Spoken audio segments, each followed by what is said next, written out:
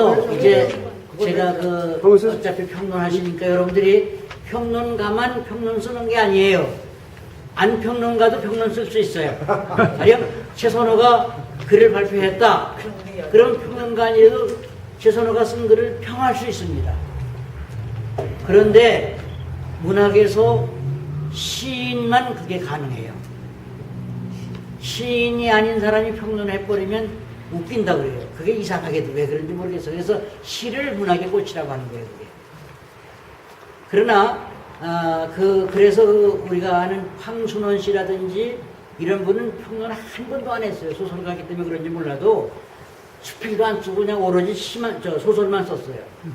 그러다가 일생을 사시고 가셨는데, 근데 이제 서정주 선생이라든지 박정희 선생이라든지 이런 시인들이나 이런 분들은 평론가가 아니래도 평론을 많이 했습니다. 그러니까 그거는 그냥 문학의 어떤 구애를 담을 내가 만들지 말고 내가 파헤치고 나가야 돼요. 그래서 이제 그 평론을 쓰려면 이제 여러분들을 자꾸 꼬시려고 제가 이런 얘기를 하는데, 어떻게 평론을 쓰냐면 한꺼번에 쓰려고 하면 그거 어려워서 못 써요. 대학 박사 논문도 마찬가지입니다. 한 섹션씩 써나가는 거예요. 그러니까 나는 대학생들이 대학원에 들어오면 첫 번에 한마디가 그래. 논문 준비해. 이번 달부터 써. 한 학기 하나씩 맞춰. 네 학기면 끝나. 그걸로 끝나는 거예요. 그러면 이제 그렇게 될 때 네 학기 때 8섹션만 되면 논문 하나가 되잖아요. 그걸 한꺼번에 쓰려고 그래 봐요. 못 써요. 못 쓰니까 어떤 일이 생겨요? 표절이 생기는 거야. 기간을 맞춰서 써내야지. 안 되지. 그러니까. 해나가면서 하면은 문학도 마찬가지, 평론도 마찬가지. 그래서 내가 여러분 지금 보세요. 여기 이명호 목사님 작품부터 하나하나 평론을 해가 보세요. 그래가지고 모으면 좋은 평론이 됩니다. 저도 평론을 2편 써서 보냈을 적에 그걸 한꺼번에 쓴 게 아니라 이틀 만에 3개 썼어요. 왜? 그동안에 써놓은 걸 조각들을 다 모아보니까 평론이 되더라고요. 그러니까 이틀 만에 3개 쓰는 거지. 그게 한꺼번에 그렇게 쓰는 거 아니에요. 예. 그러면 우리가 책을 읽고 독후감을 쓰잖아요. 그럼 그 독후감이라는 게 이렇게 한 페이지가 될 수 있잖아요. 네. 그러면 그 중에 한 패러그래프는 평론이라고 볼 수 있을까요? 네, 될 수 있는데, 그냥 독후감이라고 그러면은 이제 예정과 단정. 가령 평론가가 글을 썼을 때 독자가 읽으면 이건 정말 그렇구나 라는 신빙성을 줄 수 있도록 글을 써야 돼. 그러면 그 글을 쓰는 것이 어떤 방법이 있냐면 연역법과 귀납법이 있어요. 그러니까 예를 쭉 들고 결론 내는 거. 결론 먼저 내고 예를 들고. 그러니까 예를 쭉 들고 결론 내는 것은 귀납법이에요. 인덕티브. 그 다음에 또 결론을 먼저 내고 그 다음에 왜 이렇게 됐는가를 서술해 나가면 그건 연역법이에요. 2가지 방법이 있고, 그 다음에 이제 그러면서 예정과 단정.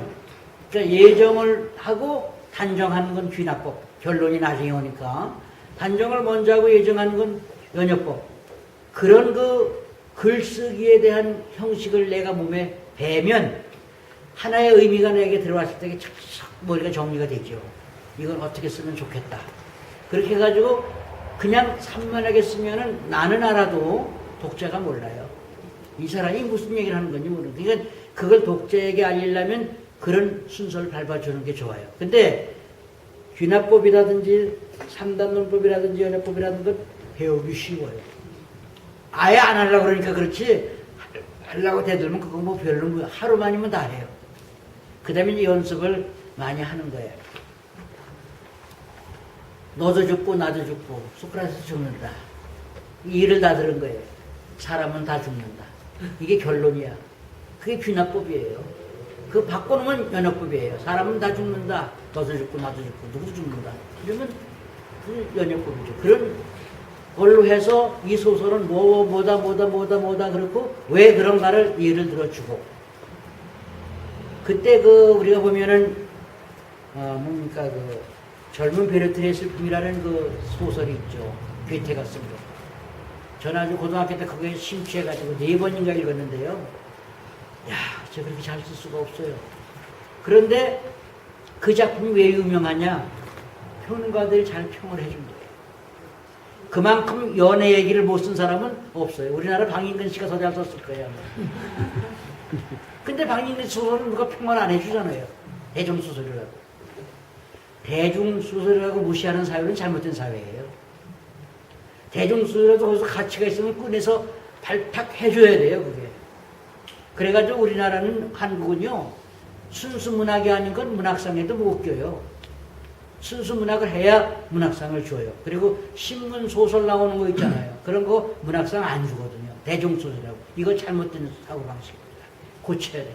거기서 대중소설이라도 거기에 참말로 가치가 있으면, 여러분 그 대중소설 가운데 1960년대에 자유부인이라는 게 자유부인. 여러분 다 아실 거예요. 자유부인. 우리 젊은 친구들은 잘 모르죠. 자유부인. 대학 교수의 부인인데 대학 교수가 남편으로서 못하니까 이게 바람이 난 거야. 학생하고. 그래가지고 학생이 돈을 싸갖고 와서 돈을 주면서 내 성적을 좀 고쳐주셔야 하고 보니까 성적을 보니까 30점이야. 그리고 그걸 이렇게 해가지고 80점으로 고쳐준 거예요. 그리고 그때 돈으로 5만 원을 받아가지고 바람이 난 거야. 그것이 막 그냥 조선일보에 막 나가니까 우리나라 여성들 바람이 다 났어요. 그래서 우리나라 여성 해방운동을 시킨 게 자유부인 소설이에요. 그 다음에 1917년에 나온 그 이광수의 무정, 영채가 나중에 그 평양에 가서 기생됐거든요. 그래가지고 그 기생된 것이 첫 번 취직한 여자 얘기야, 그게. 그게 이고요. 서양에서는 그 인형의 집이 여성해방운동에 깃발을 들은 거죠. 그러니까 그게 자유부인 같은 거 문학적으로 굉장히 평가를 받아야 되는 겁니다. 그냥 입에서 입으로 옮아가고 그냥 얘기 끝나고 말. 진짜 평론가다운 평론가에 의해서 그 심판을 받아야 돼요. 그래야 되지. 예를 들면 얼마 전에 작고했지만 그 최인호 같은 작가들 얼마나 잘 씁니까? 그거 신문소설이라고 그냥 무시하면 안 돼요. 평해줘야 돼요. 이제 보면 저도 신문소설 쓰는 친구가 몇 있습니다. 유현중이라든지 그 김주영이라든지 객주 쓰고 대조영 쓰고 그런 친구들인데 그 작품 상 받을 만한 친구들이거든요. 공부도 열심히 했고요. 또 그런 역사소설을 쓰려면 공부 안 해갖고 못 쓰거든요. 단어 하나라도 다 공부해가지고 근거 있는 단어를 써야 되는데 그걸 우리나라는 그냥 무시하고 넘어가요. 이거 우리 이명호 목사님 평론가님 하세요.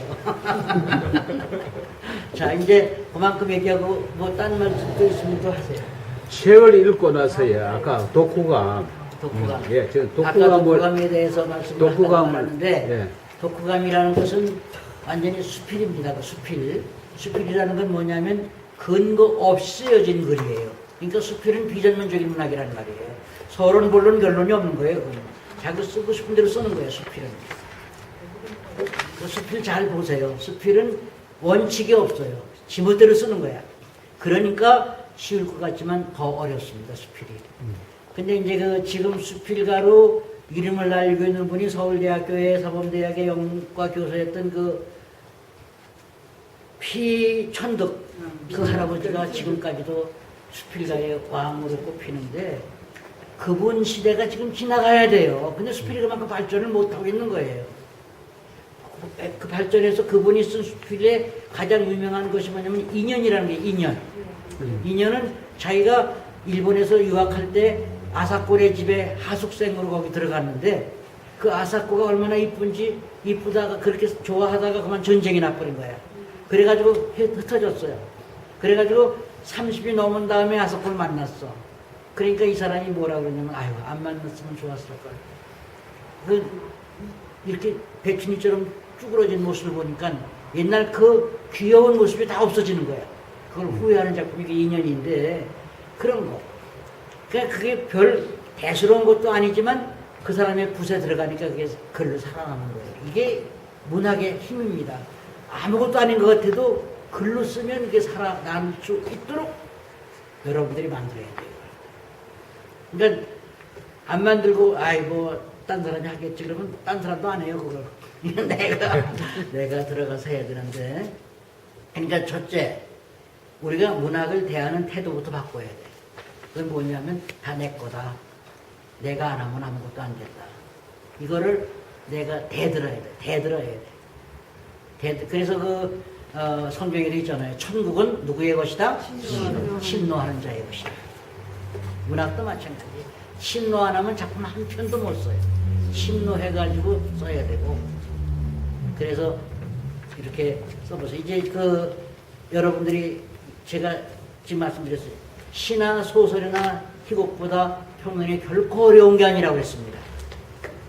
그런데 소설은 쓰기가 재밌죠. 여기 소설 쓰시는 분도 있지만 저도 처음에는 소설을 썼었습니다. 나중에 안 썼지만 소설이 참 재밌는데 지금은 감히 대들지 못해요.